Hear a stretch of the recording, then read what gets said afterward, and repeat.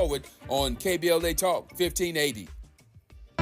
Hey, this is Zoe Williams, the voice of reason, and for over 20 years, Parkside Economic Development Corporation has served Leimert Park and surrounding communities, empowering tomorrow's leaders and changing lives. Parkside EDC has awarded over $400,000 in college scholarships while sharing economic principles of the Big Five of money with students and their families. Parkside EDC partners with organizations like the Brotherhood Crusade to assure our youth have the financial acumen to succeed. Parkside EDC provides families and businesses with financial insights, offering free online, on-site, and on-air B-Warp presentations. The Black Wealth Attainment and Retention Programs helps our community acquire, sustain, and pass down legacy wealth. High school seniors can apply for this year's scholarship awards at parksideedc.org. Scholarships will be awarded at Parkside EDC's Gospel/Jazz Brunch on Sunday, April the 27th. For details, tickets, or donations, please visit parksideedc.org. This is a community call to action from KBLA Talk 1580.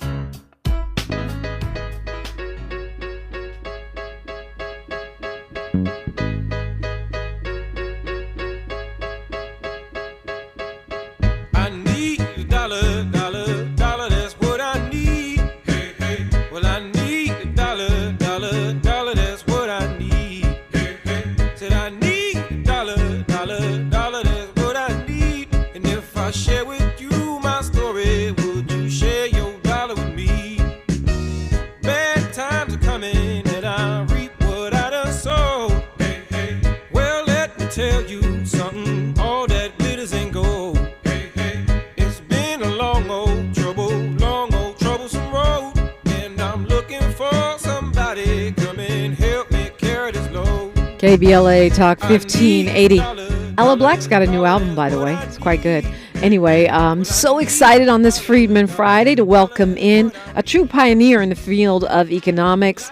She's focused her research on the labor market and on public policy, the impact of policy on women, people of color, specifically black folks.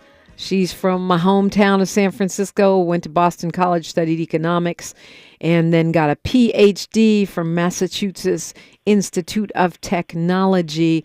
She's an author, a commentator, and a educational administrator. Dr. Julianne Malveaux, good morning. Grand Rising, how are you today? I'm blessed. How are you? You sound wide awake. Oh, that's right. It's 10 o'clock in the morning where you are. Girl, I went to the gym at 5 a.m. this morning, came back and had a nap. Wow, you've had a whole day. Well, look, this issue of reparations is one of the, it's a huge economics issue, and I know some economists have weighed in on it, but I would love for you to address some of the arguments that we hear against reparations that come from the economic perspective. And first of all, I mean, just to set a baseline, this is something that you agree should happen, right? This reparations. Absolutely. No, I'm writing the book that I'm working on now is tentatively titled Lynching Culture, the Wealth Gap in Reparations. So I am a reparations proponent. I'm also a member of NARC, the National African American Reparations Commission, which has been working for 10 years. We got very close to legislation when Sheila Jackson Lee was pushing it, and of course we're not going to get very close to it now. But I think we got up to like about 215 co-sponsors. You need like 217 to pass to take it to the full body. Now and we have some optimism. We really did have some optimism. But, where we are now, there's a man in Florida who ought to even outlaw the use of the word reparations. So, no, I'm a reparations proponent and feel passionately that the only way you can close the wealth gap is through reparations. If you look at the damage that's been done to our people, it's systematic damage. It's not just enslavement. systematic damage, laws passed, distributing wealth that we couldn't participate in. Reparations is necessary for economic equality. And just to give us a scope, when we talk about the wealth gap, like how big of a gap are we talking about? Black people have $1 for every roughly $8 to $10 that whites have in wealth, not income, in wealth. See, as the great philosopher Lauryn Hill once said, it's not what you cop, it's what you keep. Wealth is what you keep. Yeah, well, that's a great way of putting it. So now, of course, we hear the argument that this could potentially cost trillions of dollars. And whether you're talking about federal, state, county, or even city level, one of the main arguments is we just can't afford reparations. The answer to that is too bad. And actually, we afford everything else we want to be able to afford. When COVID happened, we put billions into PPP and other things. People said we couldn't afford it, but we did it anyway. We afford what we want to afford, and no one is suggesting that some city, state, local government, or for that matter, corporate entity, because they also benefited, no one is suggesting that they should write a check for that amount immediately. But there are other ways that first you agree that you owe. We've never even had the agreement that we owe. Once we agree that we owe, then we figure out how we pay it. California had a really great commission that looked at it and did agree that we did owe it. And there were, I'm not sure how many bills there were. I don't keep up with California as much as I did when I lived there for a few minutes. But once you decide you owe, then you figure out how to pay it. And it can be tax adjustments. It can be over a period of time. Right. And it's not just about the money, Dominique. It's also about a number of other things that need to happen. NARC has a 10-point program that talks about it's not just cash. I mean, there are those who just want to get their check, but it's also about restoring. As an example, putting monuments at places where people were lynched, so that we know that this is part of our history, which the Orange Man would try to eliminate. It means looking at what the health impact of enslavement and its aftermath has been and how we fix that. It means the mental health of Black people. Because, you see, my thing is, it's not just, the book is tentatively titled Lynching Culture. Not just lynching, but lynching culture. See, enslavement caused lynching culture, which meant a white person could do whatever they want to a Black person and suffer no consequences. And what that did for Black people is, my allegation is that suppressed our ability to accumulate. And, we all have stories, what's one of the things we say, the tall nail gets knocked down. So we all have, so there are opportunities, or not opportunities, there's times when Black people did not accumulate because they were afraid to. And I'll tell you from a personal perspective, my mom was from Mississippi. And literally, although she was a badass in a number of ways, an advocate, an activist, she had 5 crazy children, but she truly was afraid of white people. Not all white people, but many. And we went to Mississippi one time. She went to a school called Our Mother of Sorrows. It was a high school in Biloxi, Mississippi. And the nuns were celebrating the 75th anniversary or something. This was in 1986.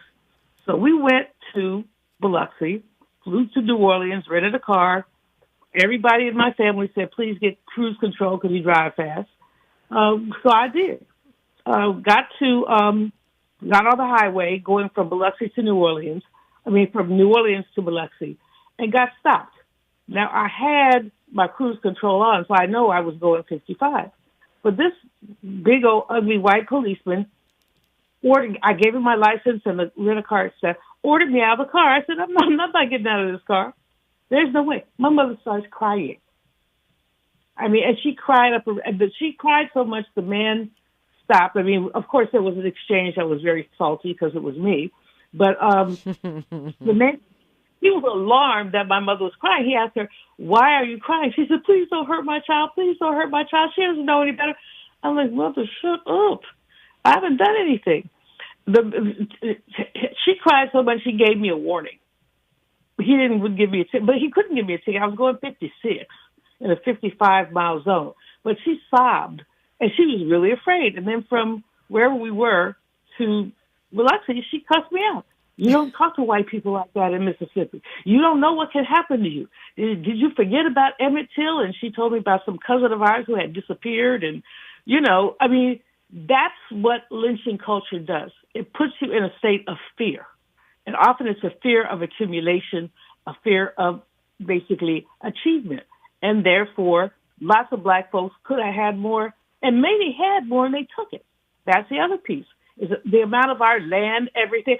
We lost 90% of our land. W.B. Du Bois said we have something called land hunger. When people got out of enslavement, they wanted land. That was where power was. And many accumulated, but then through crooked laws and lies, census moved, basically we lost our land. And reparations is about that. It's about what lynching culture did to us and how we fix it, how we make us whole. From an economist's viewpoint, what is it that makes this a debt and not a handout or a charitable endeavor? It's a debt because we can document what has been taken. And so we're saying just give it back. It's not a handout. I mean, those who say it's a handout, are not really thinking about the history of what happened to black people. And for some people like the Orange Man and his little two punk sidekicks, be it J.D. Vance or the guy who purchased a co-presidency, it's uncomfortable for them to talk about enslavement. We're not uncomfortable with it. It is what it is. And it's our history, and that's what reparations are about. It's about fixing our history. We've done it. I mean, I haven't finished reading his paper yet, but Cornell Brooks, the former head of the NAACP, who's now a professor at Harvard, has written a piece where he says, we paid reparations in the past, we just don't pay them to black people. I mean, when someone's farm is flooded, we pay them. When harm is done, we pay. But we don't believe that black people deserve to be paid, and we do, and we should, and we will. Talking with economist Dr. Julianne Malveaux. I want to crunch some more numbers with her about reparations when we come forward. If you got a question, you can hop on YouTube at KBLA 1580 where we're streaming and ask it, or you can call 800-920-1580. You're always welcome in. We are building here each and every Friday, building our community, ourselves, and our own intellectual capacity stronger in the interests of furthering reparations. It's a Freedmen Friday. I'm Dominique DiPrima for KBLA Talk 1580. She's reclaiming her time on KBLA Talk 1580. More First Things First with Dominique DiPrima when we come forward.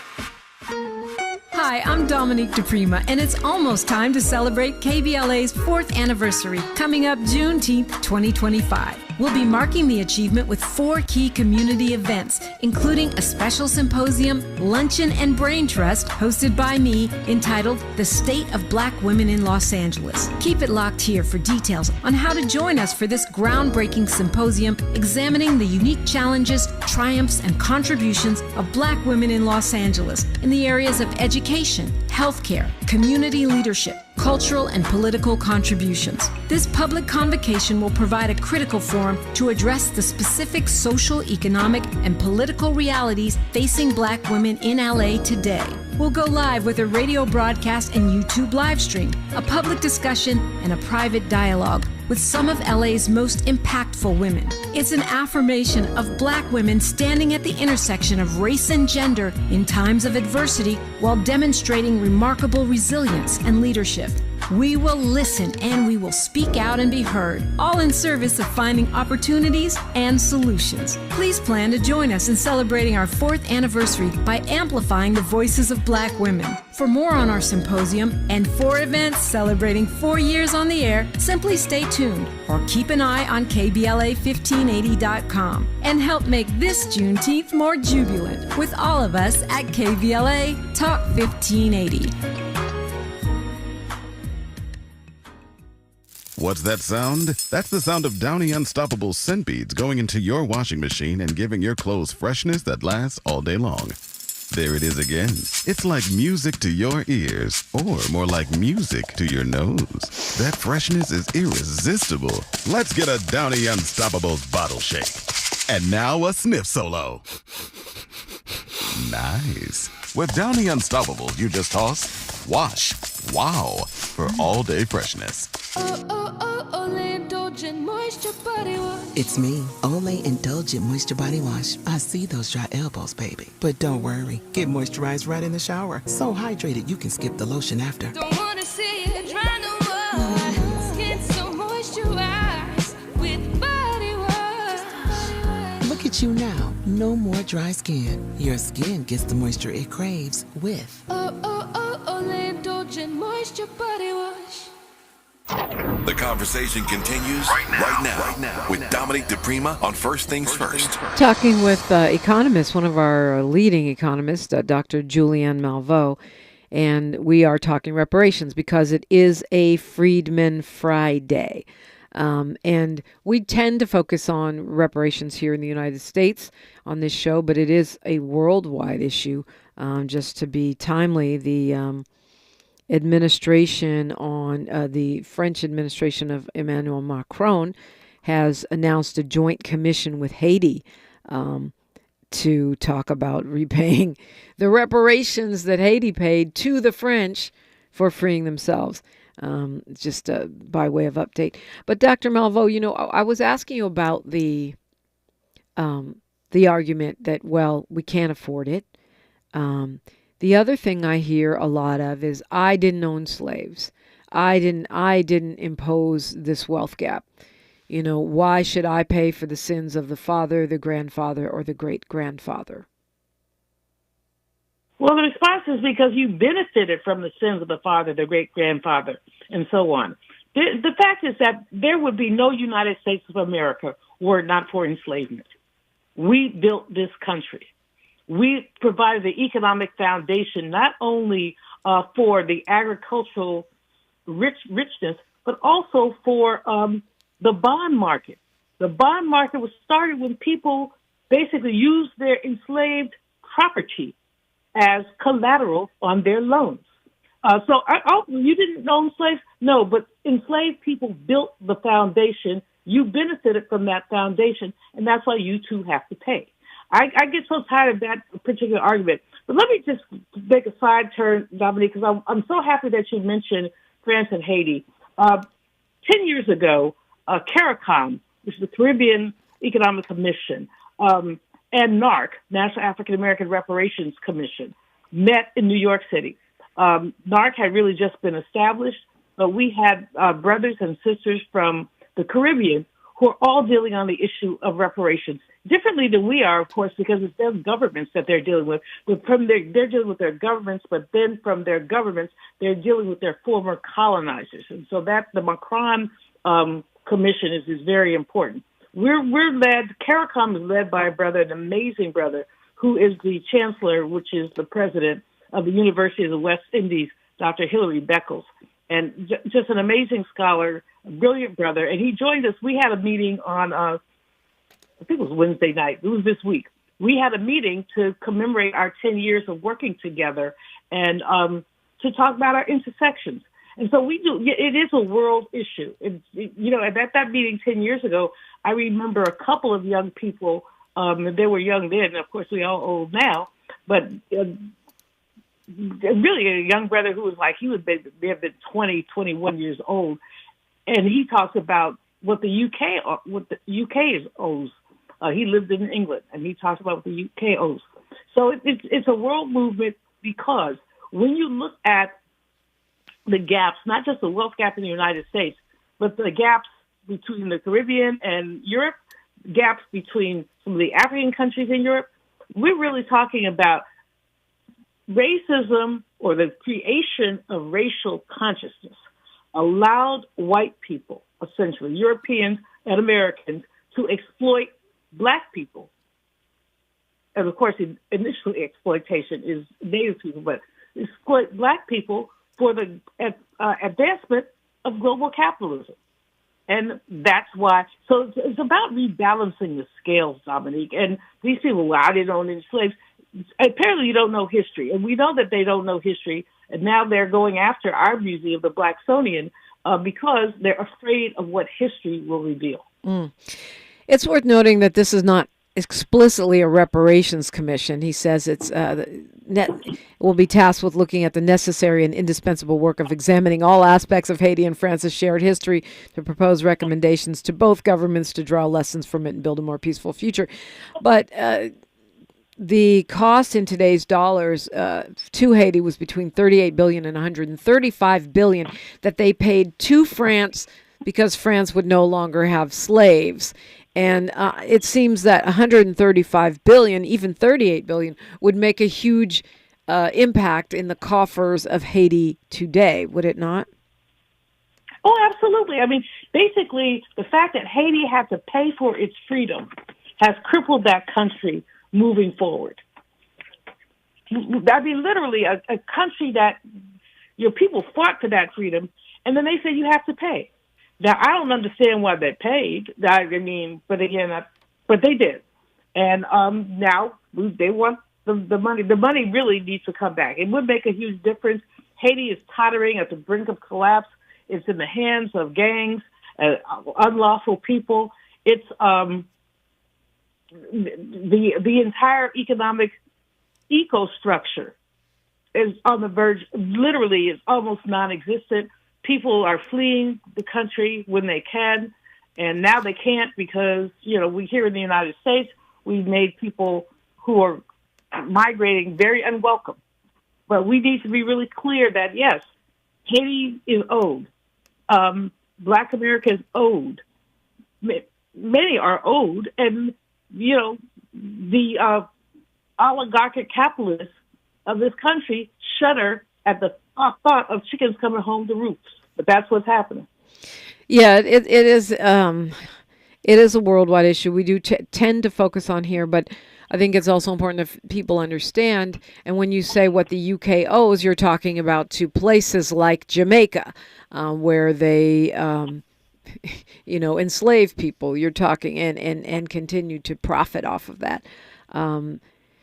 So we'll see what happens with France, but I think it's good at least the conversation is happening, and it's always ironic to me that these countries which are labeled as poor had so much wealth extracted from them. I mean, what we're talking about repaying reparations that were paid by Haiti to white France doesn't even start to talk about the wealth that was extracted there from that island nation through human labor and natural resources. Absolutely. And again, what we're looking at is a rebalancing of the scales. What we're saying, and it's overtime, but I think that the Orange Man's perfidy give fuel to the reparations movement. Because, again, it's not just about money, it's about restoring. And as he tries to get rid of our history, as he tries to attack our museums and all that, I think people become energized and say, oh, hell no. And in the case of Haiti, we can look at what's been happening in Haiti. And it's been a downward spiral since basically the enslaved people there liberated themselves.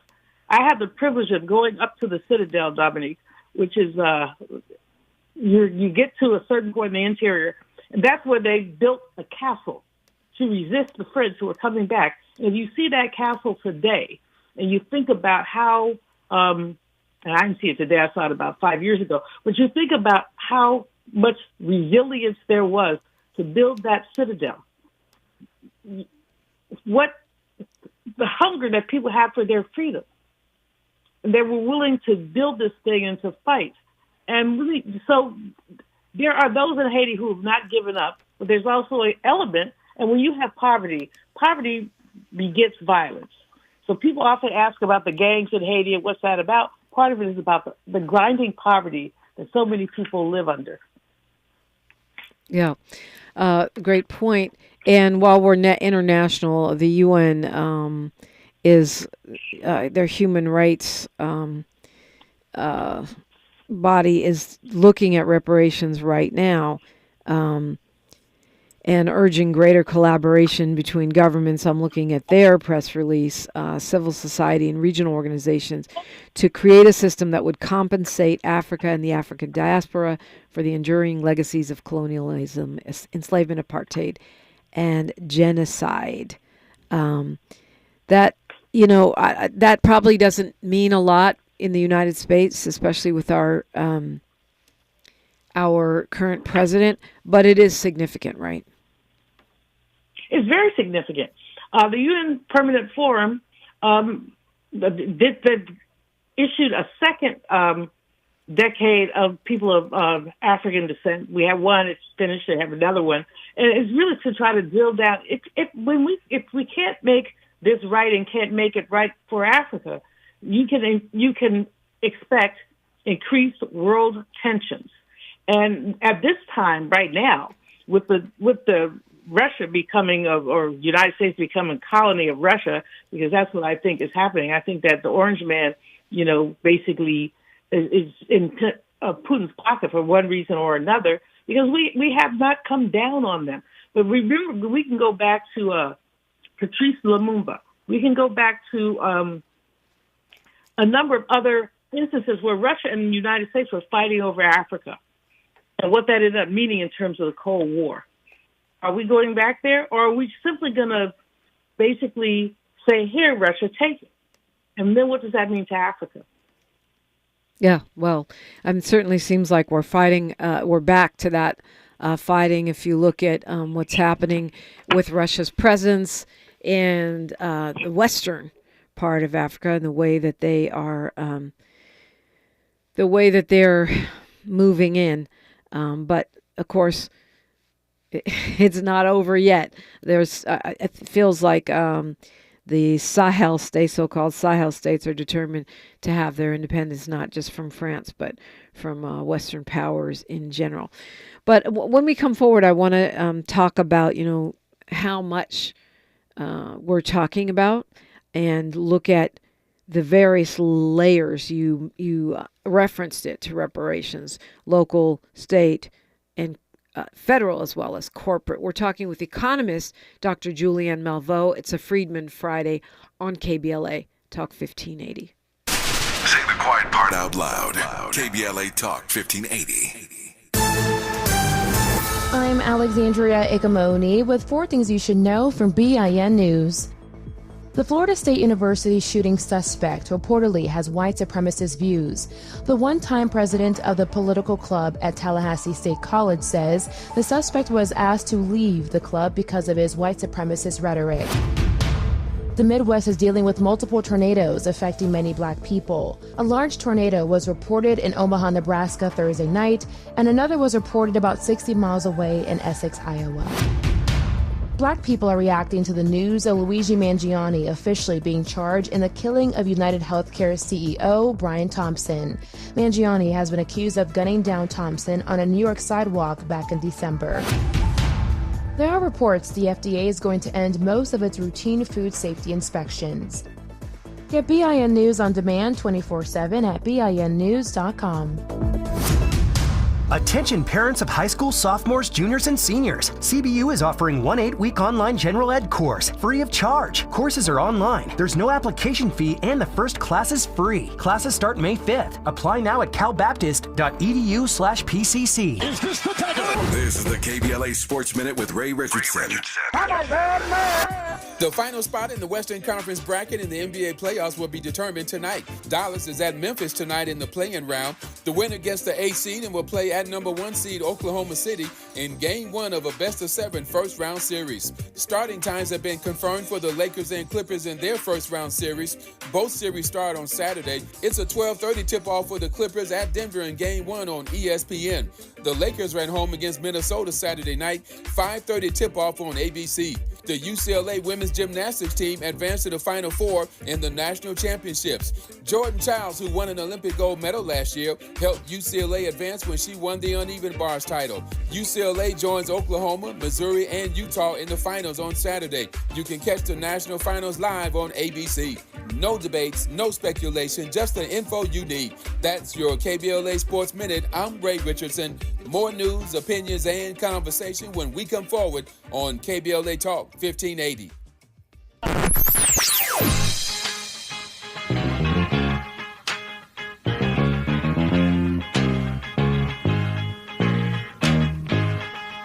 This is KBLA Talk 1580. Talk radio. That's music to your ears.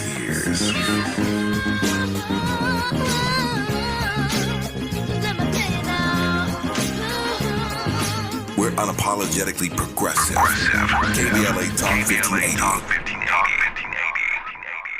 I feel so alone. I'm embarrassed to talk about it. How can I help my kid if I can't help myself? I can't remember when I wasn't stressed. I don't like this. When you feel overwhelmed by your thoughts and emotions, it's okay to get help. You are not alone. CalHope is here for you with free, safe, and confidential mental health resources for youth, young adults, families, and you. Find support now at calhope.org. KBLA Talk 1580. We've got a lot to talk about.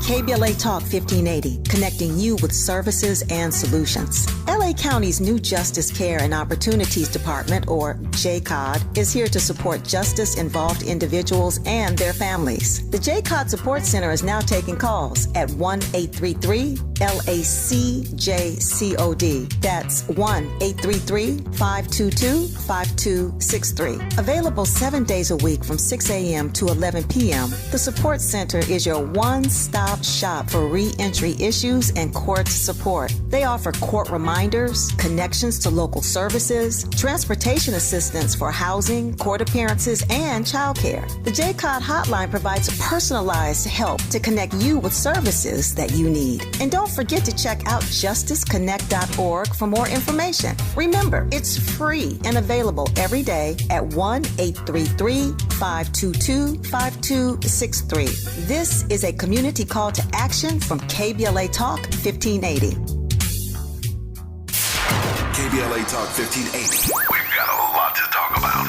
KBLA Talk 1580, connecting you with services and solutions. If you need help getting your resume in order, finding job training, or landing a job, we've got 3 great options for you. First, the City of Los Angeles has worksource centers across the area offering free job support. The California Workforce Development Board can help you with everything from services and solutions. If you need help getting your resume in order, finding job training, or landing a job, we've got 3 great options for you. First, the City of Los Angeles has worksource centers across the area offering free job support. The California Workforce Development Board can help you with everything from GED prep to vocational training at no cost to you. On the federal level, the Department of Labor's American Job Centers offer a full range of services for job seekers and businesses alike. Visit careeronestop.org, or for more info, just call California's Help Center or visit cwdb.ca.gov or call 916-657-1440. For the City of Los Angeles programs, go to ewd.lacity.gov or call 213-744-7300. All these services are free to help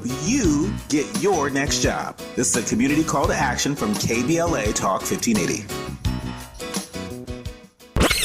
Heard any other talk radio lately that sounds anything like this?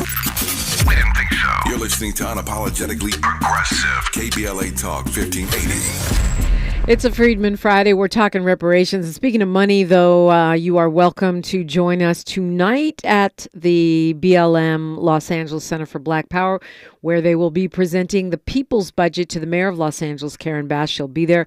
It is open to the public. It is free, and it starts at 6 o'clock this evening. Actually, I am going to be moderating, hosting, emceeing, I guess that's the right word. So we'll see you there. If you haven't been, it is right by the train station on Fort Leimert Park at 3423 West 43rd Place in Los Angeles, 6 to 8 p.m. tonight. Dr. Julianne Malveaux, when we talk about reparations, we are talking about a whole bunch of money. That's what always seems to be sort of the thing that makes not just naysayers, but I hear a lot of black people saying that ain't never going to happen. How much money do you think we're actually talking about? And of course, I don't know, you're talking corporate, government, local, county, city, because a lot of cities now have taken up reparations. And I'm focusing on the United States. I'm sure the global numbers are staggering. The local numbers, the national numbers are staggering. We're talking trillions of dollars, but let's be clear. That's what was extracted from black people. So it's not, and Dominique, part of my challenge with this conversation, with many conversations, is people focus solely on the money like it's just about the check. Right. It's about the check, but it's also like a bunch of other things in terms of NARC, looking at our 10-point program, looking at Restoral, looking at mental health, looking at public land that could be given to us, and not given, we earned it. So the money part is very important, of course, but there's so many other parts that are important. So I just want people not to simply focus on the money, but to focus on the damage and how we repair the damage. There's a young brother at UCLA, Marcus Hunter, who's written a book about reparations, and where he talks about not just the cash, but the other aspects of it, radical reparations. And his book is sitting right on my desk because I was looking at it yesterday. It really talks about the whole notion of healing. But how can you heal when you have, and Dr. Cheryl Grills, who was on the California Reparations Commission, there at, I believe, Loyola Marymount. I'm not sure what university. LMU, yeah. Yeah, where she also talks about the whole healing aspects of this, the psychological damage that's been done, historic, multi-generational damage that's been done to black people. So, let's focus on the money. Let's focus on, what people need to get paid. But again, let's also focus on the damage and the harm. And I think even the conversation about reparations, absent the naysayers, and there are those naysayers, but the conversation is healing. Because this is something, for the longest time, a lot of black people thought something was wrong with us.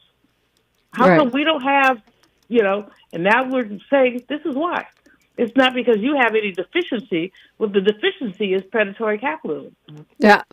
And boy, are we in a moment of seeing what that looks like, aren't we? Ooh, goodness gracious. I never thought I would live to see this nonsense. We have Democrats, we have Republicans. There's been political tension since this country was founded. But this man, he said what he was going to do, and he's doing it. Yeah, well. That's the bottom line. I have a neighbor, and she cracks me up. She's a Latina sister. We're not friends. We see each other. We say hi. We see each other at block parties. Last November, maybe like the 1st, she took it upon herself to announce to me, of all people, that she planned to vote for the Orange Man. Wow. And I said, can you explain that to me? And she said, well, I think he'll be better with the economy. And I said, well, I don't. And she says, well, everybody has a right to their opinion. I said, absolutely. I said, but I wish you hadn't shared that with me. It makes me look at you very differently. And it did. So that was the end of that conversation. I ran into her on election day because we vote at the same place. She lives one block over from me. And we walked over and I said to her, let's not talk about who you're going to vote for because we're going to have uncomfortable conversations if we do that. Well, I don't understand. And I said, ma'am, with all due respect, I said, we're walking over here neighborly. Let's keep it that way. So we did. Got to the precincts. It's the basement of a church, and she said, "You want to have coffee afterwards?" I said, "No, I do not." Okay, fast forward about after the inauguration. And I see her from time to time. I wave. I'm not hostile. I wave, but I'm not trying to have a conversation. But I see her, and I'm walking down the street, and she calls, Dr. Malveaux, can I come over and talk to you? I said, you can walk with me. I'm on my way to the gym. So she comes over. She starts telling me her cousin got deported. I said, and this concerns me because... She says, well, you know a lot of people. Is there anybody you could call? I said, no.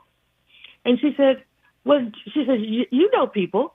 I said, I know people. I said, but the people I know are not about to help no Trump voting human being. You got what you voted for. She starts telling me, her cousin, he was illegal, but he'd been here so many years. I said, yeah, that's what happens when someone says they're going to deport everybody who's here illegally. Then they do that. Yeah. And well, I mean, and I think that the impact for reparations, as far as a national bill of any kind, although I thought it was great that Senator Booker and Congresswoman Presley reintroduced a version of H.R. 40. It's pretty much going to be dead in the water until we get. If we get past this moment, this political moment that we're in right now. There is a bill on the state level on the Maryland governor's desk, and it's waiting for him to sign it, as I understand it. He's got until July 1st, but the Maryland governor is very popular, African-American governor, and he is in conversations to be a possible candidate, Democratic candidate, Governor Westmore, for president. So does that endanger that reparations bill for the state of Maryland? What's your take on that?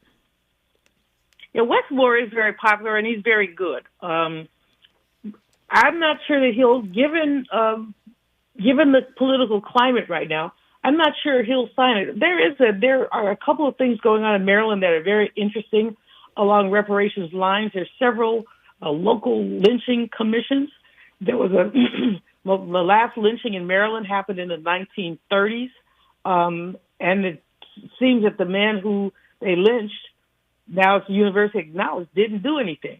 He was unjustly accused of something, and they found out that he didn't do it. But meanwhile, back at the ranch, they lynched him.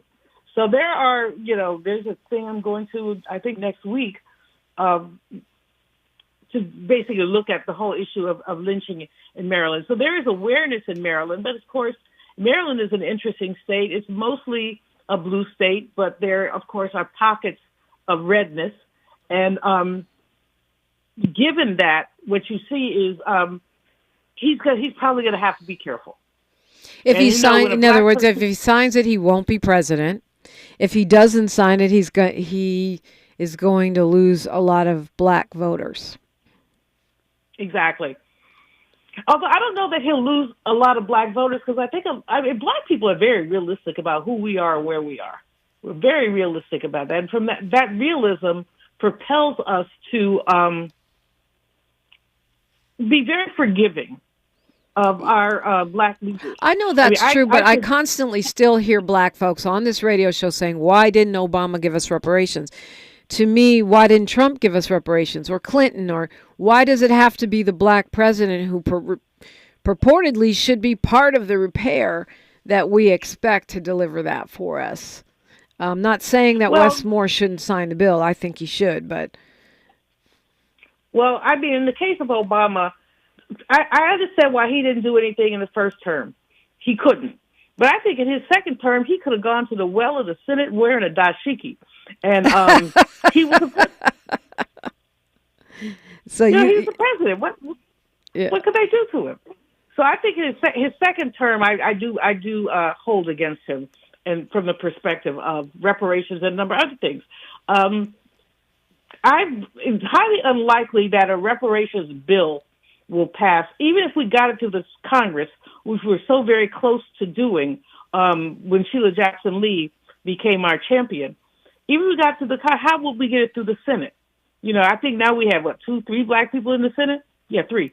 And we appreciate each and every one of them, but and it's not just reparations is not a black issue. It's a national repair healing issue. Yeah, well, but there are those.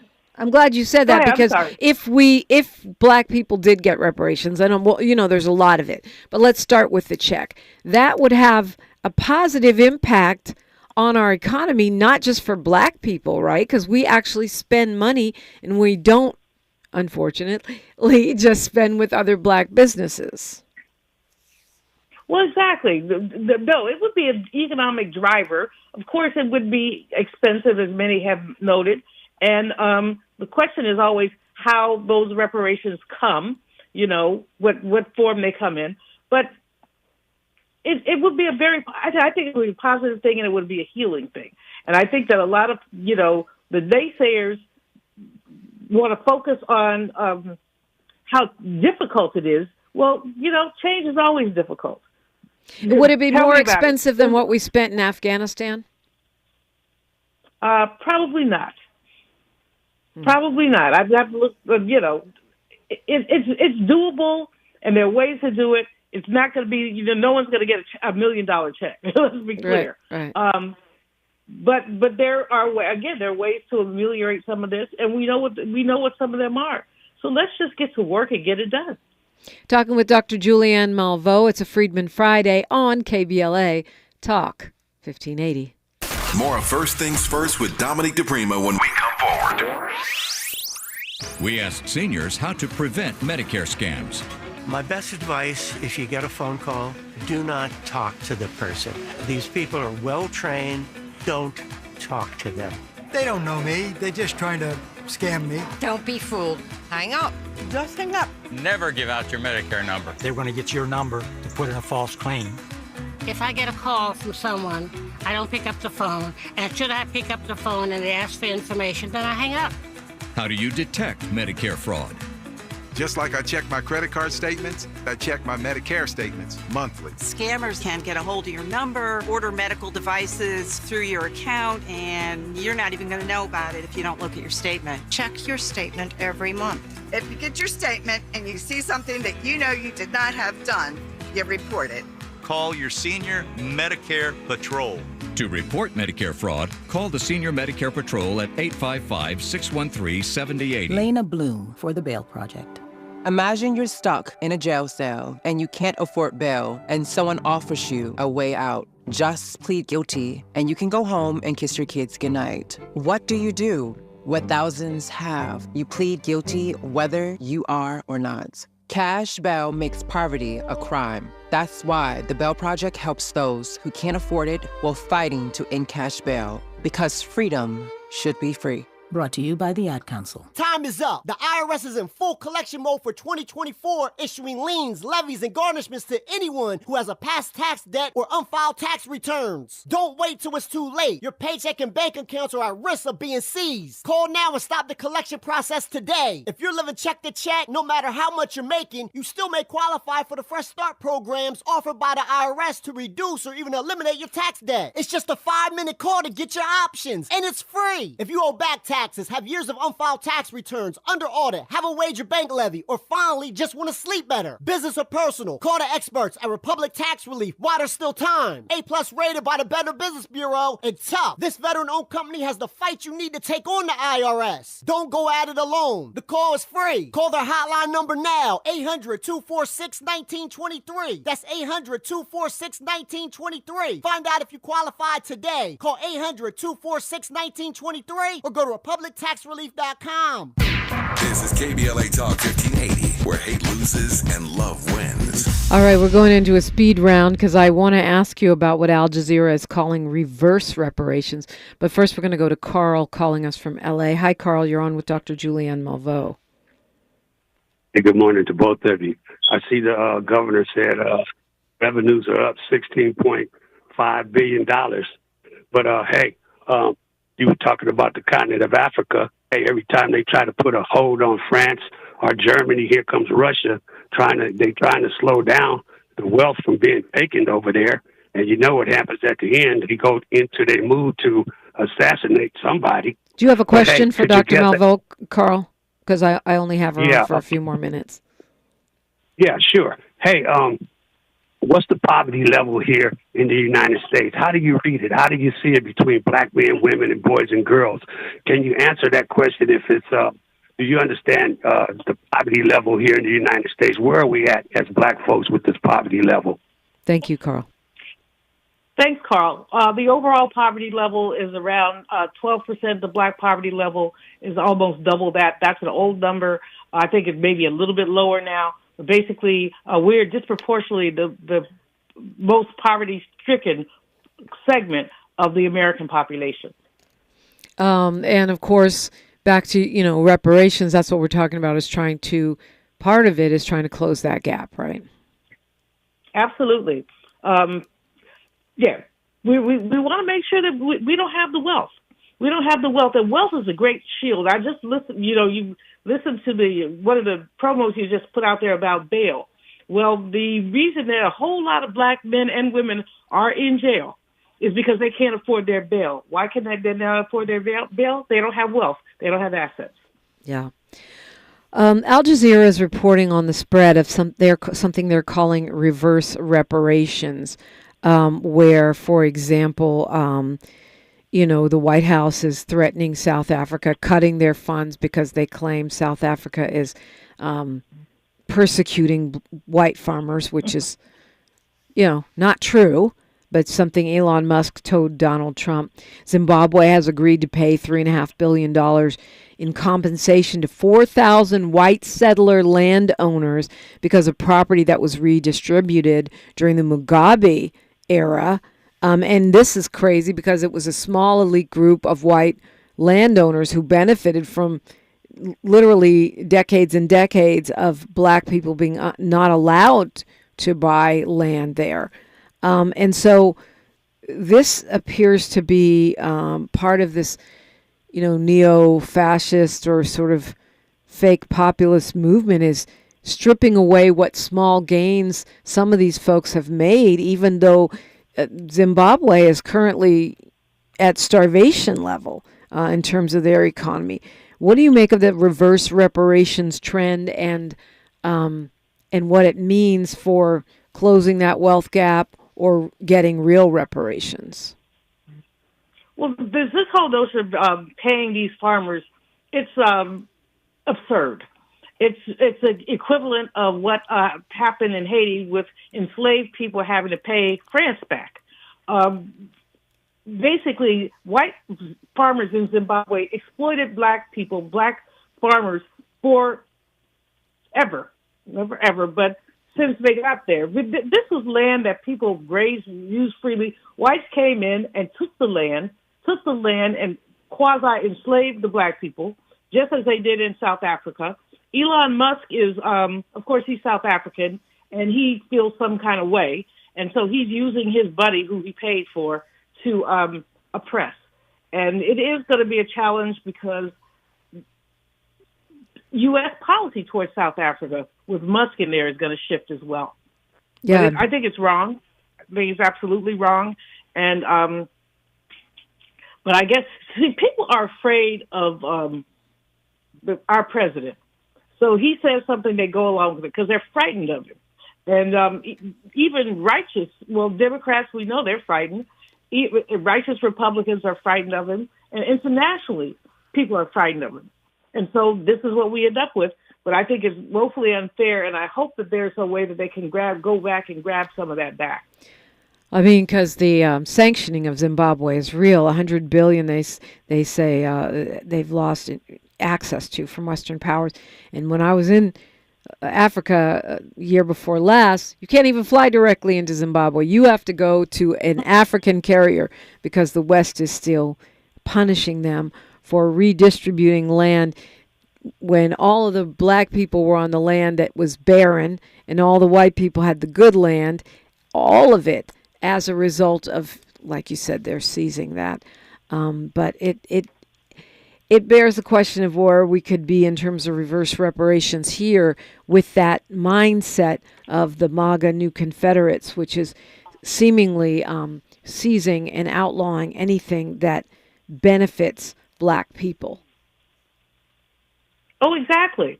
I mean, this is you very correctly pointed out early on in our conversation.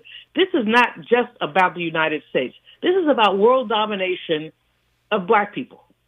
It's about codifying the racial hierarchy that they created.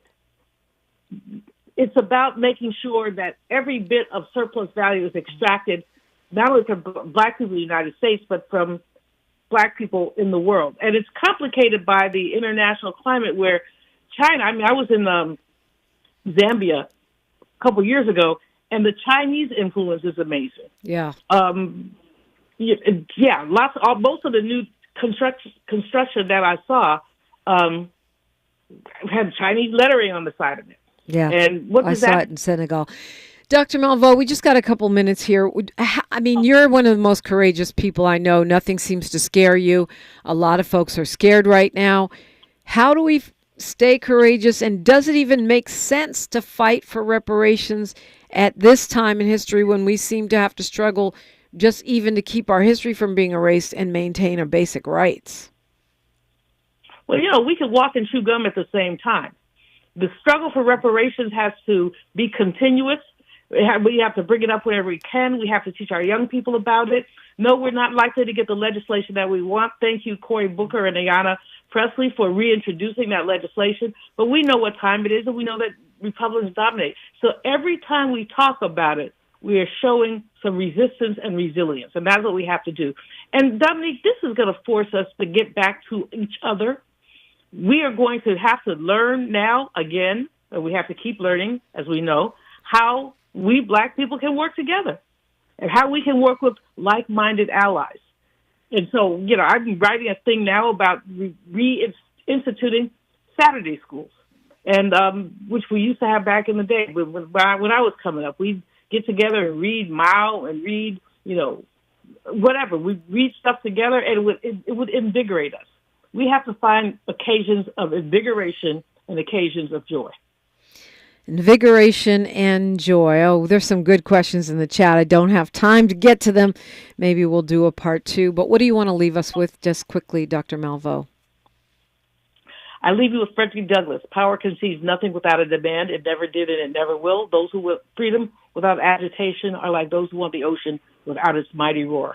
Agitate, agitate, agitate. And you're not scared? No. I've never been scared. Scared is not good for you. Yeah, you were just born that way. I mean, it's not because of lack of study of history. We know they've persecuted and imprisoned folks for speaking out and acting out, but you don't care. If we must die, let it not be like hogs, said Claude McKay, haunted and pinned to this inglorious spot. Oh, no, we got to fight. And if we fight, let us nobly fight. If we lose, let us nobly fight. Press to the wall, dying but fighting back. Dr. Julianne Malveaux, such a breath of fresh air. Thank you so much for joining us on a Freedmen Friday. Thank you, and I'm so proud of you. I appreciate you so much, my sister. Thank you, Doc. My former, very young, hot professor, Dr. Julianne Malveaux. Now we're talking the skin you're in. Dr. Paul Wallace joins me in studio next on KBLA Talk 1580. KBLA 1580 Santa Monica. I'm Alexandria Ikamoni with 4 things you should know from BIN News. The Florida State University shooting suspect reportedly has white supremacist views. The one-time president of the political club at Tallahassee State College. A large tornado was reported in Omaha, Nebraska Thursday night, and another was reported about 60 miles away in Essex, Iowa. Black people are reacting to the news of Luigi Mangione officially being charged in the killing of United Healthcare CEO Brian Thompson. Mangione has been accused of gunning down Thompson on a New York sidewalk back in December. There are reports the FDA is going to end most of its routine food safety inspections.